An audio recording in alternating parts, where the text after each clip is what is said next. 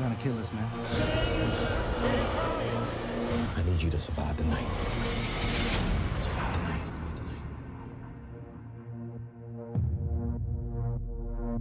So Detroit is the latest film from director Katherine Bigelow, the one who brought us The Hurt Locker and Zero Dark 30. And Detroit is based on an event that happened in Detroit in 1967. And this was a time when racial tensions between cops and African Americans were really high, to the point where if you walked on a cop street and if you were black, there was a possibility that you can get beaten or even worse, killed. And during one particular night at the Algiers Motel, these cops thought they heard a sniper coming from the building.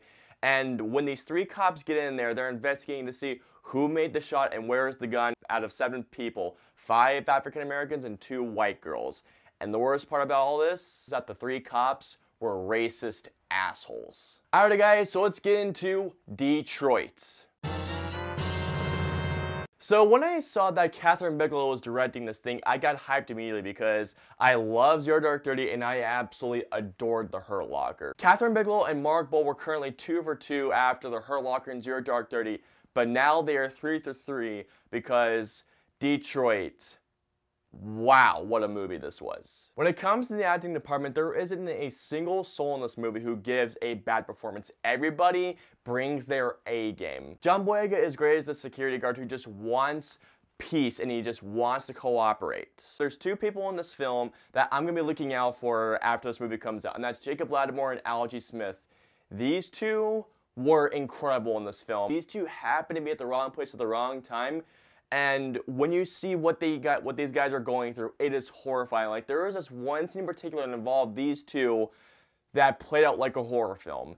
And I was scared to death the entire time for these guys. The 3 cops, played by Jack Rayner, Ben O'Toole, and especially Will Poulter. Jack Rayner and Ben O'Toole do amazing jobs as these racist cops. If you thought these 2 are racist, wait till you see Will Poulter's performance. He is not only my standout of this movie, but he is currently my pick for Best Supporting Actor of the Year. This guy is the definition of a racist fucking asshole. He was ruthless, he was intimidating, and he was vicious as hell. He scared the living hell out of me. Every time he went up to a person's face to interrogate them, I was gripping onto my armrest. I was that scared. From what I've heard, he was originally going to play as the new Pennywise in It. After seeing this, he would have killed it. One thing that Katherine Bigelow does so well with her films, and this is especially with Detroit, and that is tension. There was not a single moment of this film in which my heart was not pounding. I was gripping on my arm seat and I was scared to death for everyone involved in this film or doing this.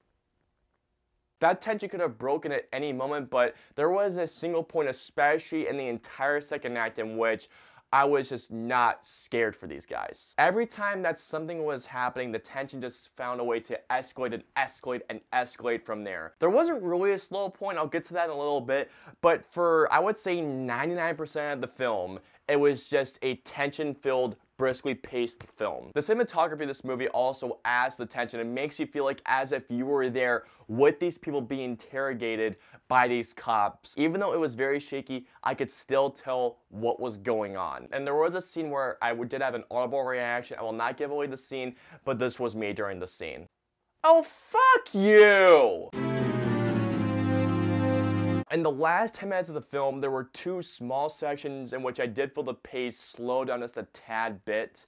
But honest to God, guys, that one little thing holds it back from being my favorite movie of the year. And I guess this one little con is for everybody else, but this is going to be a tough film to watch. I will not lie to you guys. Be warned, this will be a tough watch.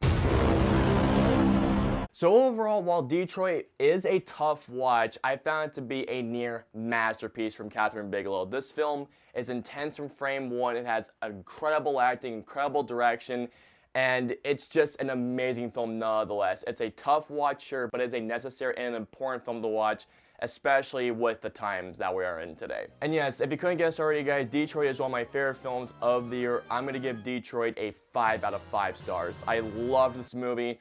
I do want to see it again despite it being a tough watch, but it's one of those films I loved all the filmmaking behind it, and it's a film I want to experience with a packed crowd again. Alright guys, so comment down and let me know below. Between Zero Dark 30 and The Hurt Locker. Which one is your favorite Katherine Bigelow movie? Let me know below. If you guys want to follow me on social media, I'm on Facebook, Twitter, Instagram, Snapchat, and I'm also on Twitch. So if you guys want to follow me on all those social media platforms, all the links and my usernames are in the description below. I hope you guys enjoyed my review of Detroit.